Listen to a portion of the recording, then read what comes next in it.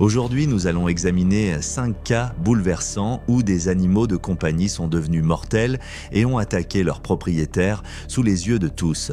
D'un barbecue sud-africain où un lion élevé à la main nommé Napoléon a frappé, à une maison rurale dans l'Ohio où un tigre du Bengale s'est retourné contre son gardien.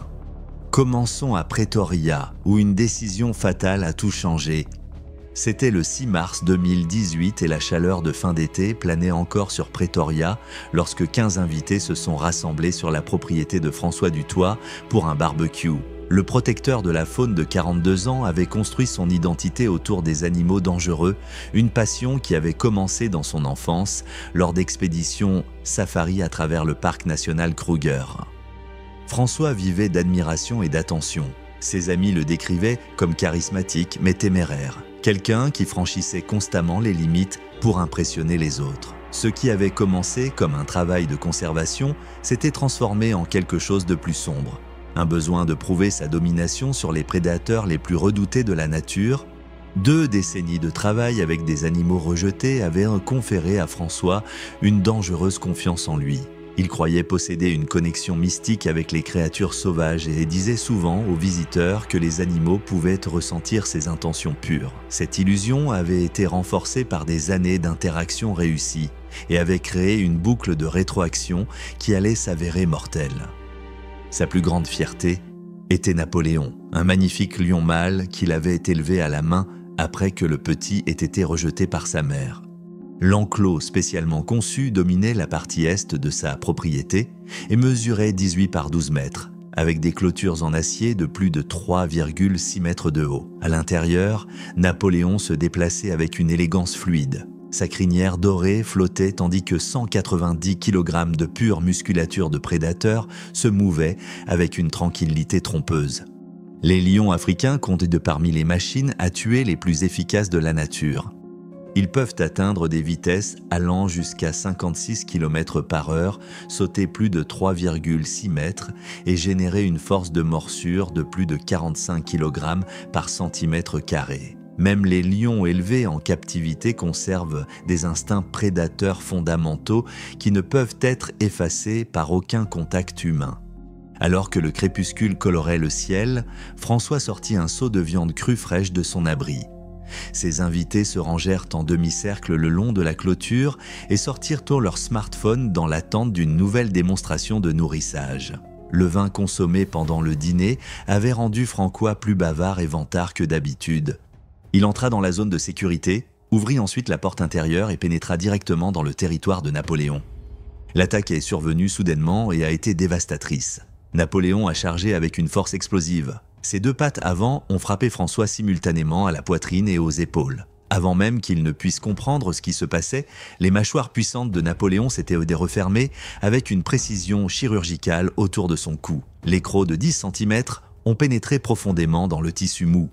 Le craquement des vertèbres brisées était clairement audible pour les invités horrifiés. La colonne cervicale de François se brisa sous l'énorme pression comme du bois sec.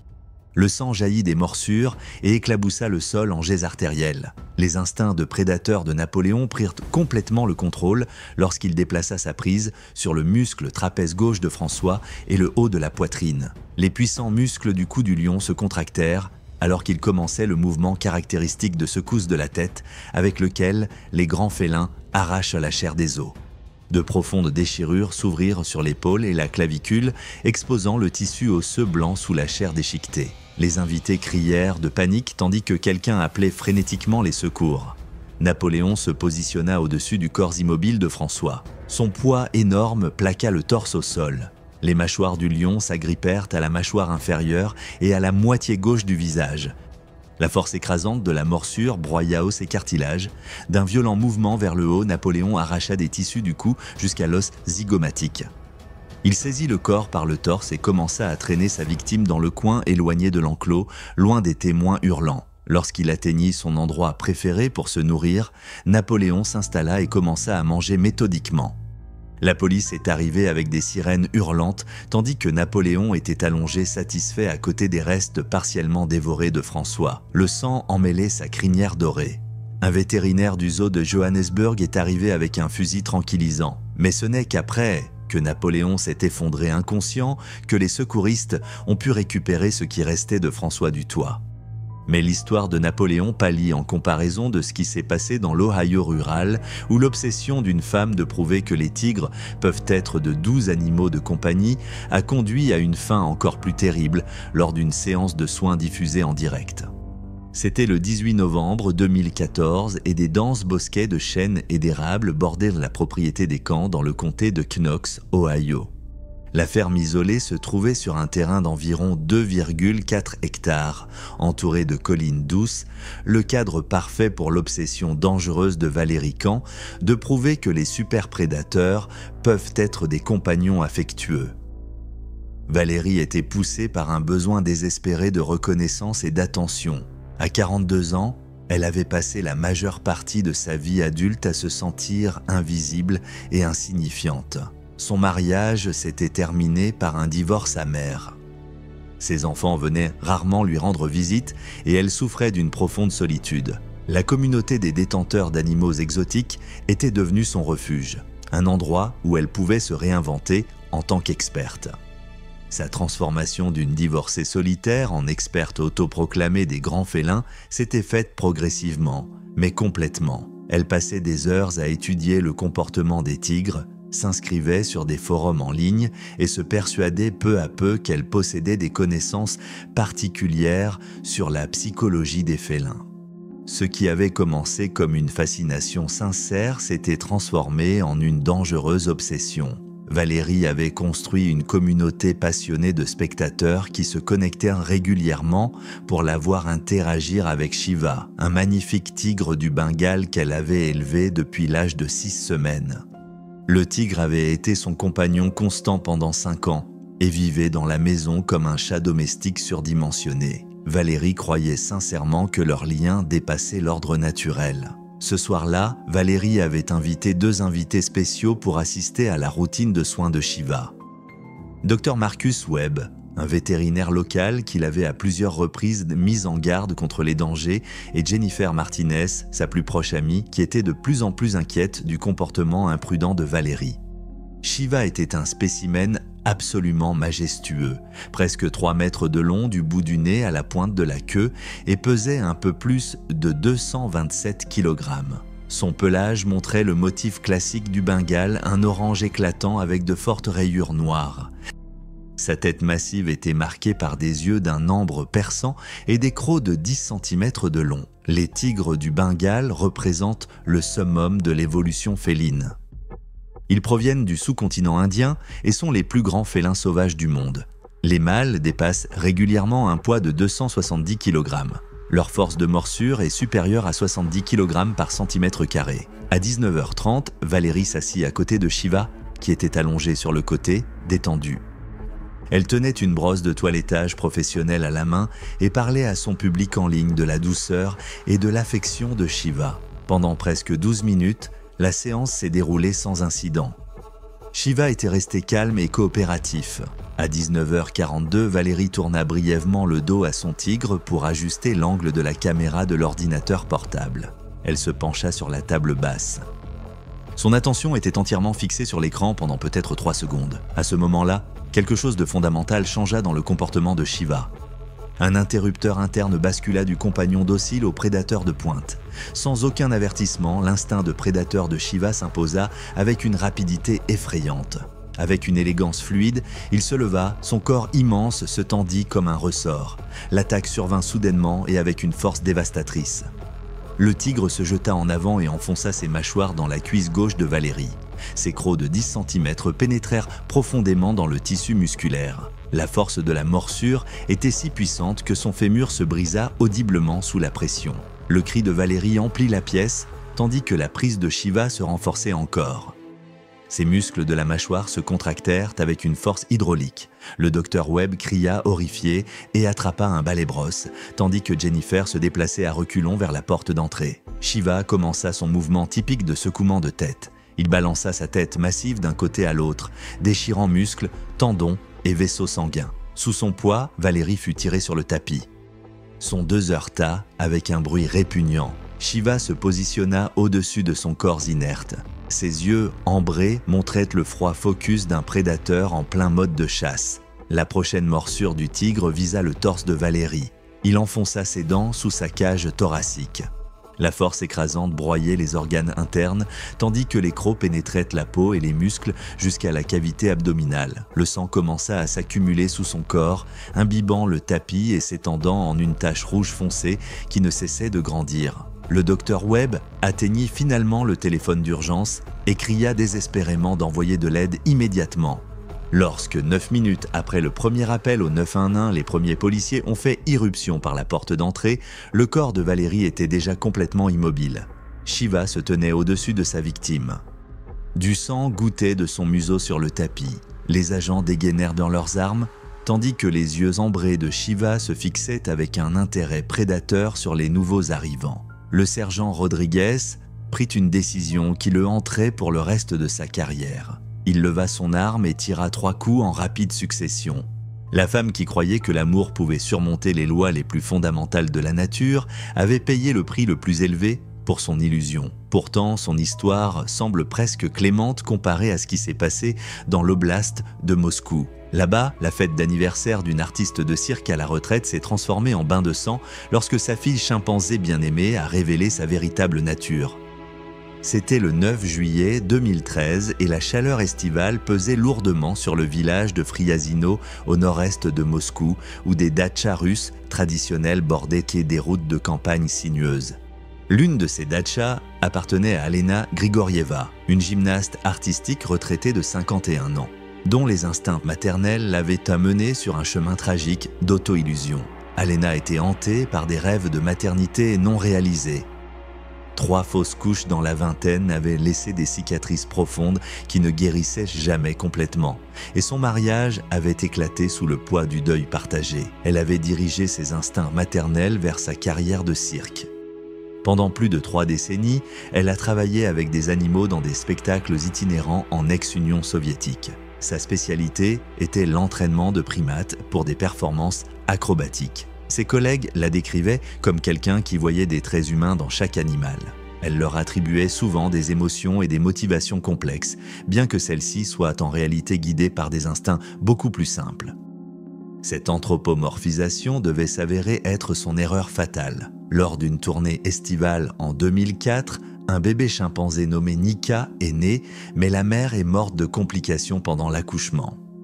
Alena s'est portée volontaire pour prendre la responsabilité du jeune orphelin et le nourrissait au biberon toutes les 2 heures. Ce qui avait commencé comme une mesure de sauvetage temporaire s'est transformé en quelque chose de plus profond, alors qu'Alena développait un lien émotionnel avec le minuscule chimpanzé. Au fil des années, Alena a élevé Nika avec le même soin qu'elle aurait donné à un enfant humain. Le chimpanzé a appris à utiliser les toilettes, mangeait ses repas à la table de la cuisine et avait sa propre chambre décorée de posters colorés. Alena l'habillait avec des vêtements d'enfant et l'appelait sincèrement sa petite fille. Cet après-midi de juillet, Alena fêtait son 51e anniversaire avec une petite réunion dans le jardin. Sur la liste des invités figuraient 3 anciens collègues de cirque et plusieurs voisins. Des chaises pliantes formaient un cercle lâche, une plateforme improvisée sur laquelle Alena voulait exhiber les talents de Nika. Nika, âgée de 9 ans et pesant presque 40 kg, était assise calmement, vêtue d'une jupe à volants roses et d'un chapeau de soleil pour enfant décoré de fleurs artificielles. Pour un observateur inattentif, elle semblait presque humaine dans sa posture et ses vêtements. Ses yeux sombres examinèrent les invités rassemblés avec une curiosité intelligente. Une façade qui cachait sa véritable nature. Les chimpanzés sont les plus proches parents vivants de l'homme et partagent environ 98,7% de notre ADN. Cette similitude génétique apporte une intelligence remarquable. Cependant, cette intelligence a aussi un côté sombre, car les chimpanzés sont capables de violences soudaines et explosives, déclenchées par des stimuli apparemment banals. La représentation d'anniversaire a commencé avec Nika réagissant au court commandement russe d'Alena. Le chimpanzé saluait les invités, applaudissait en rythme avec la musique et effectuait une simple roulade, ce qui a suscité des applaudissements d'approbation. Mais l'ambiance a changé lorsque Alena a sorti des bananes mûres d'un sac en papier. Au lieu d'offrir immédiatement les fruits, Alena les a tenus juste hors de portée de Nika et a taquiné le chimpanzé, comme elle l'avait fait des centaines de fois auparavant. Avec une affection maternelle, elle a invité Nika à demander poliment tout en agitant la banane en l'air. Le comportement de Nika changea presque instantanément. Son balancement ludique s'arrêta brusquement et elle fixa la banane avec des yeux sombres d'une intensité laser. Un son profond, quelque part entre un grognement et un grondement, sortit de sa gorge. Ses lèvres se retroussèrent légèrement, révélant les pointes de ses impressionnantes canines. L'attaque se produisit avec une sauvagerie explosive. Avec un cri perçant qui fit taire tous les rires, Nika se jeta sur Alena avec une force dévastatrice. Ses bras musclés s'enroulèrent autour de la tête et des épaules d'Alena, tandis que ses jambes s'agrippaient de fermement à son torse. Une prise qu'on ne pouvait briser. La première morsure de Nika visa le visage d'Alena. Ses canines s'enfoncèrent profondément dans le tissu mou autour du nez et de la lèvre supérieure. Le bruit du cartilage déchiré se mêlait aux cris d'Alena tandis que le sang commençait à couler librement. La prise du chimpanzé se resserra encore. Ses mains puissantes saisirent les cheveux et tirèrent la tête en arrière, exposant des zones encore plus sensibles. Le sang jaillit en jets artériels sur l'herbe, tandis que Nika poursuivait son attaque. Ses mains puissantes, assez fortes pour écraser des os, s'agrippèrent au cuir chevelu et au cou, arrachant des touffes de cheveux et des lambeaux de peau. Les invités fuyaient en panique. Leurs chaises basculaient alors qu'ils tentaient d'échapper à la scène cruelle. Nika se repositionna au-dessus du corps inerte d'Alena. Ses jambes puissantes s'écartèrent au-dessus du torse de la femme. La prochaine morsure du chimpanzé visait le côté gauche du cou, juste en dessous de l'oreille. Ses canines pénétrèrent la peau et les muscles, atteignant l'artère carotide en dessous, ce qui provoqua une hémorragie artérielle catastrophique. La police arriva avec des sirènes hurlantes, mais l'officier Volkov se retrouva face à une décision impossible. Sans équipement d'anesthésie et avec un primate toujours agressif qui représentait un danger aigu. Comme la vie d'Alina ne tenait qu'à un fil, il prit une décision qui devait mettre fin à la relation de 9 ans entre la femme et la chimpanzé. Il tira 2 coups de feu en rapide succession. La créature autrefois magnifique, qui avait autrefois enchanté le public du cirque, s'effondra à côté de la femme qu'il avait élevée comme une fille. Malgré tous les efforts des secouristes, Alena Grigorieva a été déclarée morte pendant le vol en hélicoptère vers l'hôpital en raison d'une perte de sang massive. Pourtant, même cette tragédie semble insignifiante comparée à ce qui s'est passé lors d'une fête à la piscine en Floride. Là, la quête de gloire virale d'un influenceur des réseaux sociaux a conduit à une frénésie alimentaire que ses abonnés n'oublieraient jamais. C'était le 3 septembre 2017 et l'air humide de la Floride pesait lourdement sur le quartier de banlieue de Lakeland, où la mousse espagnole pendait comme des voiles de deuil des chênes centenaires. Le soleil de l'après-midi brûlait sans pitié et faisait grimper les températures à plus de 35 degrés Celsius. Ricky Mendes était accro à l'attention et à la validation à l'ère numérique. À 39 ans, il avait construit toute son identité autour de sa présence sur les réseaux sociaux, notamment sur TikTok et Instagram, où les vidéos avec Princess atteignaient régulièrement des centaines de milliers de vues. Ce qui avait commencé comme une véritable fascination pour les reptiles s'était transformé en quelque chose de plus dangereux, un besoin implacable de portée virale. La fête à la piscine dans le jardin devait être l'occasion ultime de création de contenu. Le 8e anniversaire de son neveu Miguel combiné avec une démonstration en direct qui battrait sûrement ses records d'audience précédents. Ricky avait planifié ce moment depuis des semaines. Princess était un spécimen impressionnant, un peu plus de 2,10 mètres de la tête à la pointe de la queue et pesait environ 82 kg. Sa peau sombre et blindée portait des cicatrices de ses premières années dans la nature avant que Ricky ne l'acquiert par des canaux douteux il y a 5 ans. La piscine hors sol transformée dominait le coin le plus éloigné de la propriété. Initialement destinée à la baignade, elle avait été vidée et transformée en habitat pour Princess. Les parois de la piscine étaient renforcées avec des blocs de béton et un système de filtration spécial assurait la qualité de l'eau dans ce que Ricky appelait fièrement ses Everglades dans le jardin. Les alligators américains comptent parmi les prédateurs les plus réussis de la nature. Évolutionnaires depuis plus de 200 millions d'années, presque inchangés, Ils sont parfaitement adaptés à la vie de prédateurs embusqués dans des habitats aquatiques et peuvent rester immobiles pendant des heures avant de frapper à une vitesse fulgurante. La fête d'anniversaire battait son plein à 16 heures, avec environ 15 invités, allant de petits-enfants à des grands-parents âgés. Les adultes se rassemblaient autour des tables de terrasse avec de la bière fraîche, tandis que les enfants couraient dans le jardin. Leurs rires se mêlaient au son de la musique latino-américaine. Des sons qui allaient ainsi bientôt être remplacés par des cris. À exactement 16h12, Ricky entra dans l'eau peu profonde du bord de la piscine. Ses pieds nus trouvèrent appui sur le sol en béton. Princess était immobile sur sa plateforme ensoleillée. Seuls ses yeux et ses narines dépassaient de la surface de l'eau. Elle semblait presque comme une statue dans son immobilité, une illusion qui s'avérerait mortelle. Ce qui s'est passé ensuite contredisait toutes les expériences précédentes que Ricky avait eues avec Princess. Sans aucun avertissement, Princess explosa en mouvement, avec la vitesse effrayante qui a fait de son espèce des prédateurs de pointe depuis des millions d'années. Ses puissantes mâchoires s'ouvrirent, révélant des rangées de dents coniques avant de se précipiter en avant et de saisir l'avant-bras gauche de Ricky avec une telle force que le radius et le cubitus se brisèrent instantanément. Le bruit des os qui se brisaient était clairement audible par-dessus les cris soudains des invités de la fête. Le sourire confiant de Ricky se transforma en une expression de choc et d'incrédulité lorsque les mâchoires de Princess se refermèrent comme un étau biologique autour de son bras. Princess commença immédiatement la fameuse roulade de la mort, la technique de mise à mort caractéristique de tous les crocodiles. Avec le bras de Ricky toujours dans ses mâchoires, elle commença à tourner rapidement dans l'eau, sa puissante queue fournissant le couple nécessaire pour générer une force de rotation énorme, exerçant une pression dévastatrice sur les articulations et les os.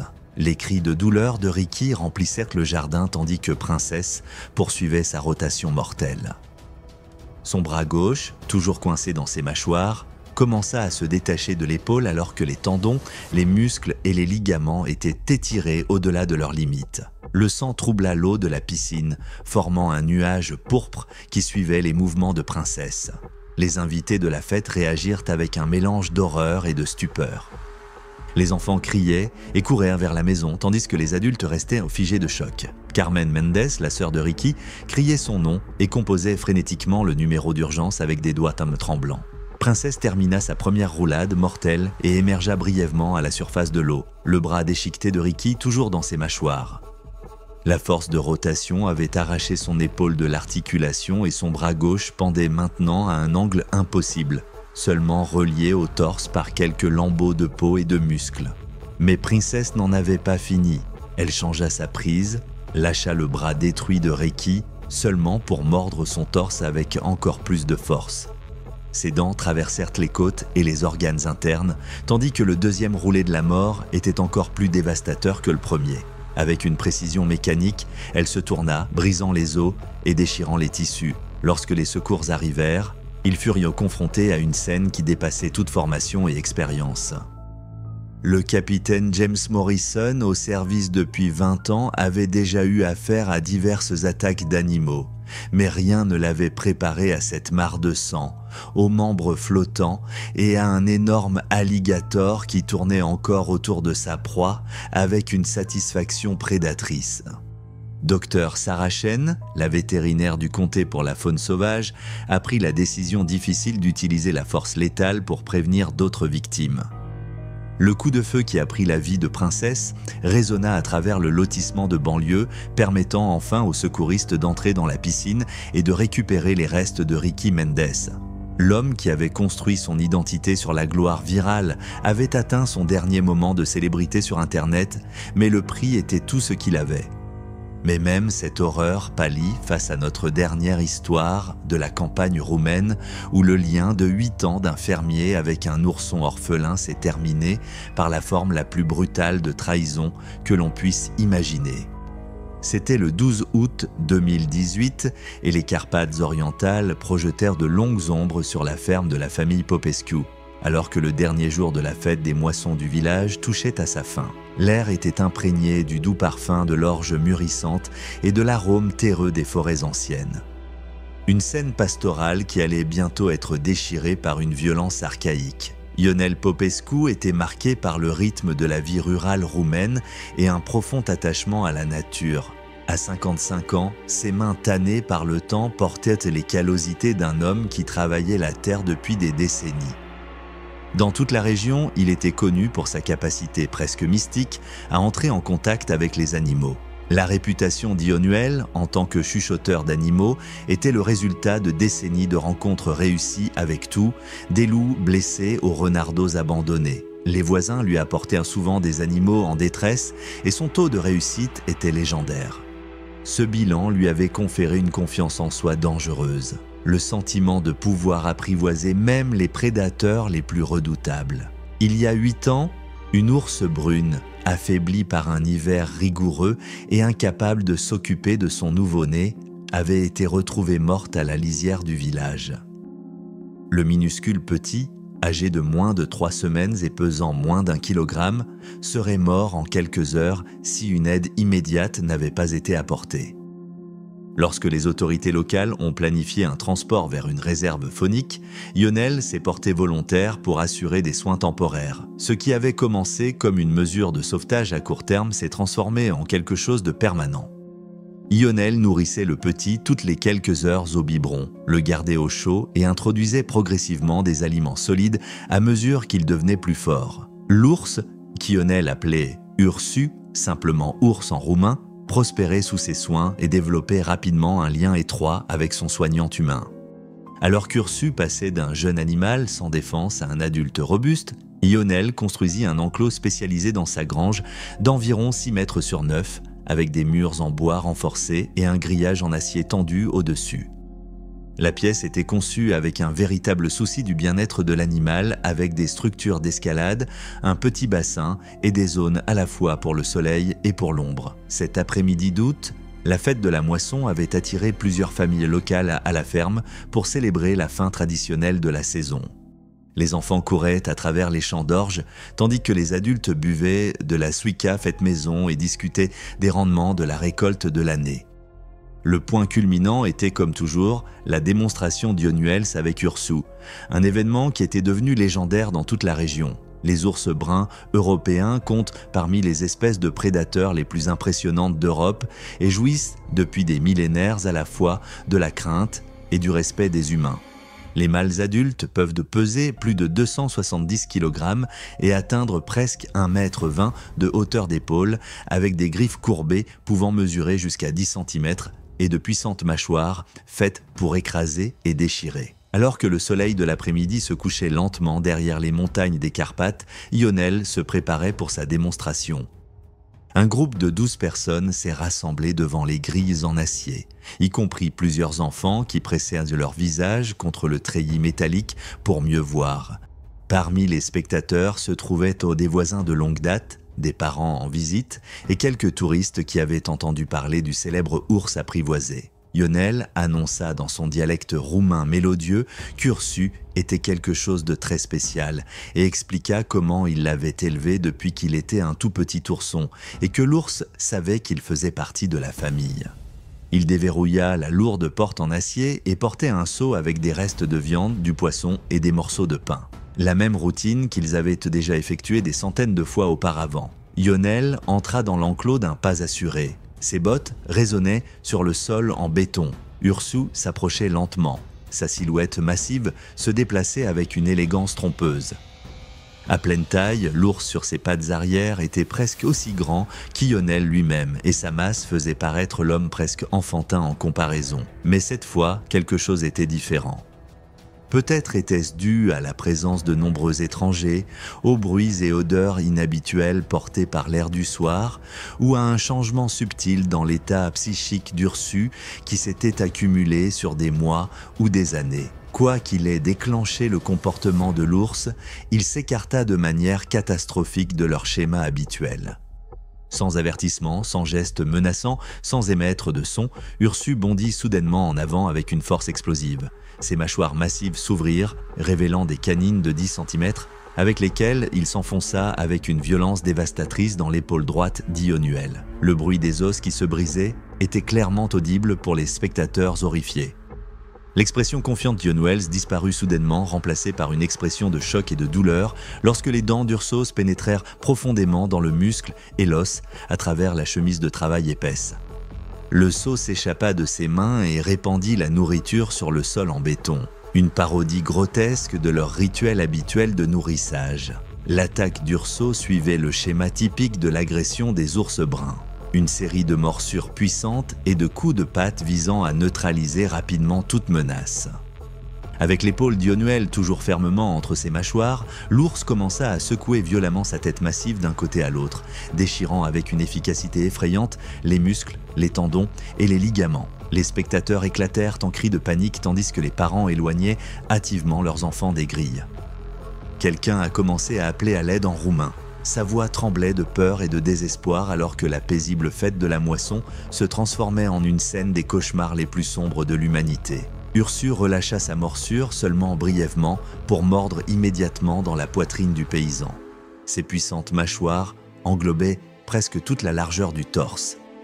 Avec plus de 300 kg de masse musculaire et osseuse, l'ours projeta Ionel avec une force dévastatrice sur le sol en béton. L'impact lui coupa le souffle et provoqua probablement plusieurs fractures des côtes, avant même que les dents d'Ursu n'atteignent leur cible. Une flaque de sang commença à se former sous le corps, s'étendant sur le béton gris en une tache de plus en plus grande. Les tentatives d'Ion Wells de se défendre étaient pitoyablement insuffisantes face à cette force écrasante. Ses mains poussaient faiblement contre la tête massive, mais c'était comme essayer de déplacer une montagne avec les doigts tenus. George Popescu, le frère cadet d'Ion Wells, saisit une fourche et commença à frapper contre les grilles en acier, produisant un fort cliquetis dans l'espoir de distraire l'ours.